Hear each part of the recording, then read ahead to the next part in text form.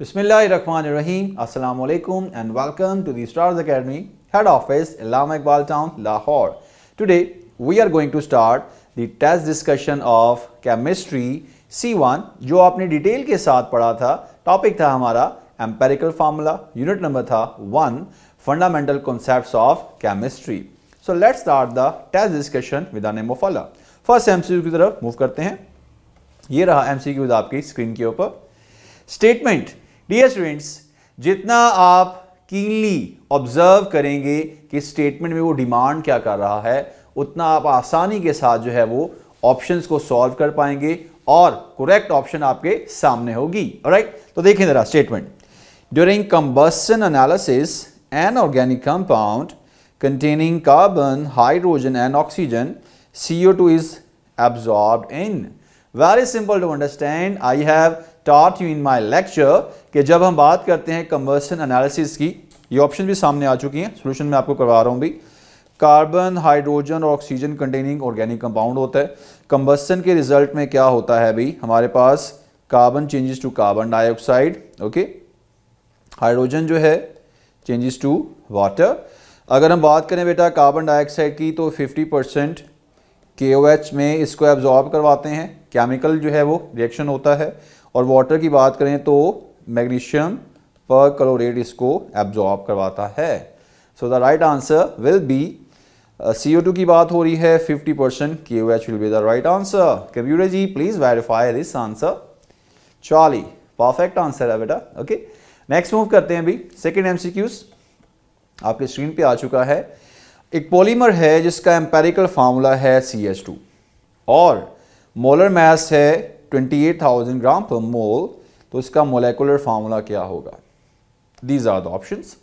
सो formula इस topic में जितना आपको बेस्ट तौर पे जो है वो फार्मूला याद होगा, MCQs उतनी आसानी से ही सॉल्व होगा. क्या था formula? Molecular formula is equal to N into empirical formula. अब यहाँ पर उसने एम्पेरिकल फार्मूला दिया हुआ है, मोलेकुलर फार्मूला फाइंड करना है हमने, ठीक है. N हमें पता चल जाए तो सिर्फ हमें N को जो है फाइंड आउट करने के बाद एम्पेरिकल फार्मूला से मल्टीप्लाई करना है and we get the answer. N कैसे फाइंड होगा? Molecular formula mass over empirical formula mass. उसने मोलर मास दिया हुआ है 28,000. एम्पेरिकल फार्मूला मास कहाँ से आएगा? CH2 उसने खुद ही दे दिया है भाई.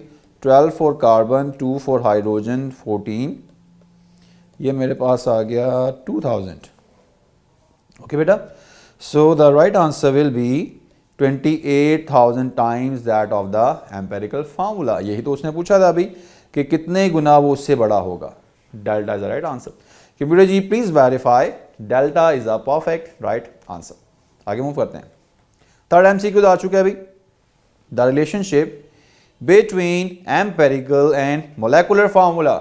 अब बहुत सारे स्टूडेंट्स ये स्टेटमेंट को पढ़ते साथ ये माइंड में कह रहे होंगे सर ऑप्शन की हमें कोई ज़रूरत नहीं है, वी नो द फार्मूला. कि क्या रिलेशनशिप होता है? Molecular formula is equal to N into empirical formula. Alright, where is the answer? Alpha is our right answer. No need to check, फिर भी कंप्यूटर ने भी वेरीफाई करना ही है साथ में. आगे मूव करते हैं. नंबर 4th, एम्पेरिकल फार्मूले कंपाउंड का दिया हुआ है CHO. ऑलराइट, मोलेकुलर मास है 174, तो फिर मोलेकुलर फार्मूला क्या होगा? अब आपको एक्सपर्ट हो जाना चाहिए कि किस फॉर्म में इसको सॉल्व करना होगा भाई. कि सर अगर मोलेकुलर फार्मूला फाइंड करना है N इंटू होगा empirical formula. Very simple, N is equal to molecular formula mass over empirical formula mass.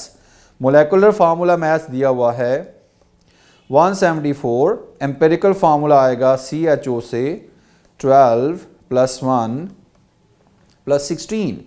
ये मेरे पास कितना बन गया बेटा? 16 बन गया, ये 26, ओके, 26, 27, 28, 29 बन गया ये. तो ये मेरे पास आ गया बेटा 174 ओवर 29, 6. तो आप एम्पेरिकल फार्मूला को 6 से मल्टीप्लाई करेंगे. Very well done. C6, H6, O भी 6 होगा. कहाँ है राइट आंसर? डेल्टा पे है sir right answer. Very sharp dear students, delta is our right answer. Computer जी प्लीज वेरीफाई, परफेक्ट आंसर है बेटा। आगे मूव करते हैं। नंबर 5 एमसीक्यूज आपके स्क्रीन पे आ चुका है। A compound contains 50% sulphur, okay, और 50% ही ऑक्सीजन है बाय मास, तो बताएं एम्पेरिकल फार्मूला क्या होगा। ये क्या दी हुई है उससे परसेंटेज, तो मैंने बताया था स्टेप्स जो हमने करने होते हैं भी। सबसे पहले तो हम इसको कन्वर्ट करेंगे किसके अंदर बेटा? मोल्स में कन्वर्ट करेंगे। वेरी वेल डन बेटा, चीजें आपके माइंड में हैं। सॉल्यूशन देख रहे हैं इसका। This is sulphur, this is oxygen, दोनों हैं 50-50, ओके। तो इसको डिवाइड कर दें, मोलर मास से 32 आ गया, ये कितना आ गया? 16 आ गया मेरे पास भी, ठीक हो गया। तो अगर हम डिवाइड करें बेटा इसको 16 को, ये मेरे पास आ गया 32-50, ये तकरीबन 1.6 बन रहा है हमारे पास भी, ठीक हो गया। और अगर हम इसको देखें बेटा, तो ये मेरे पास बन रहा है 16, 3 से करेंगे इसको तो ये बन रहा है 48, ये मेरे पास तकरीबन बन गया भाई 3.2 बन गया, ओके। तो अब क्या करना है हमने? अगला स्टेप, इसको क्या करना है? जो सबसे छोटी रेशियो है उससे हम डिवाइड कर देंगे।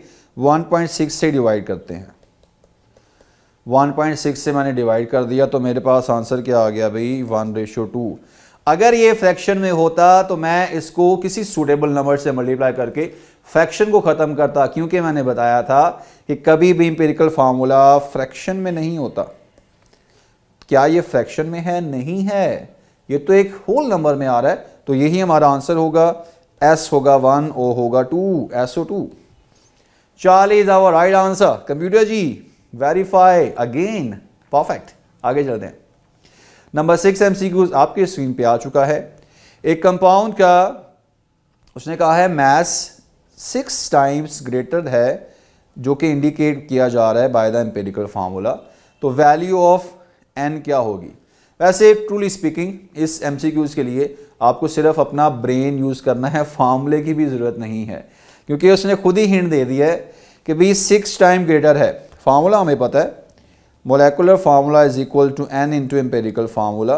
तो अगर वो 6 टाइम ग्रेटर है तो इसका मतलब है n की वैल्यू 6 होगी। लेट्स से कि अगर ये CH है तो मोलेकुलर फार्मूला क्या बन जाएगा? C6H6 बन जाएगा। लेट्स से अगर ये CH2O है तो अगर ये 6 करेंगे तो C6H12 वो 6 बन जाएगा। Very simple, 6 is the right answer. Delta perfect answer, okay. Computer से भी वेरीफाई हो चुका है। आगे मूव करते हैं बेटा। Number 7, for those compounds whose empirical and molecular formula are same. अगर सेम हो, कुछ याद आ रहा है? लेक्चर में मैंने गाइड किया था आपको कि अगर मोलेकुलर और एम्पेरिकल सेम है तो n क्या होगा? शाबाश, सोचें। 0, नो, यूनिटी के इक्वल होगा, 1 के इक्वल होगा। Very well done, very smart बेटा। ऑप्शंस में अगेन आप देखें, एक आइडिया जब आपको पता चल गया तो आप फिर क्या करते हैं? एमसीक्यूज बड़ी आसानी से सॉल्व कर लेते हैं। अगर n की वैल्यू 1 रखी जाए, जैसे वाटर में होता है, जैसे सुक्रोज में होता है, तो फिर जो मोलेकुलर फार्मूला होता है वही एम्पेरिकल फार्मूला होता है। Delta is the right answer, perfect answer. आगे चलते हैं। ऑलराइट, नंबर 8 एमसीक्यूज की तरफ हम मूव करने वाले हैं। ये रहा एमसीक्यूज आपकी स्क्रीन के ऊपर बेटा। स्टेटमेंट को जरा ध्यान से देखिएगा। Molecular mass of serotonin is 176 grams. Empirical formula है दिस वन। तो मोलेकुलर फार्मूला क्या होगा? नाउ अब आप इतने एक्सपर्ट बन चुके होंगे कि आप स्टेटमेंट को पढ़ते साथ ही आइडिया हो गया होगा आपको ये फार्मूला कौन सा लगाना है उसमें, ओके। ऑप्शंस आ चुकी हैं। सॉल्यूशन क्या था भी? Molecular formula n into empirical formula, सबको याद हो चुका होगा। सो इसमें मोलेकुलर फार्मूला निकालना, मगर प्रॉब्लम ये है हमें n पता ही नहीं है, क्योंकि ऑप्शन में उसने डिफरेंट n दिए हुए हैं। ऑलराइट, तो फैसला करना होगा, पहले n को निकाल लेते हैं भाई। Molecular formula mass over empirical formula मास क्या है? मोलेकुलर फार्मूला मास उसने खुद ही बता दिया। एम्पेरिकल फार्मूला मास कहाँ से आएगा? ये फार्मूला उसने दिया हुआ है। कार्बन 10 है, 12 इंटू 10 120 हो गए, हाइड्रोजन 12 हैं, 12 आ गया, नाइट्रोजन 2, एक 14 है तो 2 28 हो गए, ओके, और ऑक्सीजन का 16, ये मेरे पास बन गया 6, ये आ गया 7, 176 ये आ गया। n की वैल्यू 1 है, यूनिटी, तो मोलेकुलर फार्मूला भी यही, एम्पेरिकल फार्मूला भी यही होगा। Charlie is the right answer. Please computer ji tell us the right answer, perfect answer. आगे चलते हैं बेटा। सेकेंड लास्ट MCQs आपके स्क्रीन पे ये रहा, which of the following pair of compounds have same molecular and empirical formula? Pair की बात हो रही है, दोनों का होना चाहिए n 1 के इक्वल, ठीक है, यानी जो एम्पेरिकल है वही मोलेकुलर होना चाहिए। चेक करते हैं। वाटर के लिए ये बात ठीक है, मगर बेंजीन के लिए ये बात ठीक नहीं है, उसका एम्पेरिकल फार्मूला ये बन जाता है, अल्फा गलत। शुगर के लिए तो ठीक है, ग्लूकोज के लिए ठीक नहीं है, C6H12O6, इसका एम्पेरिकल ये होता है, बीटा भी गलत। चार्ली एथेनॉल, C2H5OH, ये मेरे पास बन गया भाई C2H6O, यही एम्पेरिकल, यही मोलेकुलर है। वाटर, यही राइट आंसर है, दोनों का एम्पेरिकल भी सेम, मोलेकुलर भी same, okay, beta is the right answer, okay, perfect answer है ये। लास्ट MCQs आपके स्क्रीन पे ये रहा बेटा। Styrene, the raw material for the polystyrene foam has empirical formula CH, molecular mass है दिस वन, तो क्या होगा molecular formula? Now I hope कि आप अब एक्सपर्ट बन चुके होंगे कि आप इस टॉपिक का किसी भी एंगल से पूछा हुआ MCQs आपसे बचने नहीं पाएगा, ओके। सो जल्दी से बताया भैया, फार्मूला लिखने की ज़रूरत नहीं है हमें, जैसा हमें पता चल चुका है कि आपने अगर मोलेकुलर निकालना है ना तो आपको n चाहिए और एम्पेरिकल फार्मूला चाहिए, ओके। तो एम्पेरिकल हमारे पास है CH, सर n क्या है? n का तो ये मसला है यहाँ पे अभी 104 ये है, और क्योंकि ये है मोलेकुलर फार्मूला मैथ्स, डिवाइड करेंगे किससे? एम्पेरिकल फार्मूला मैथ्स से, CH से आएगा ना, ये 13 हो गया अभी हमारे पास, ठीक है। तो इसको हमने क्या करना है, 13 पे डिवाइड कर देना है अभी, ठीक हो गया।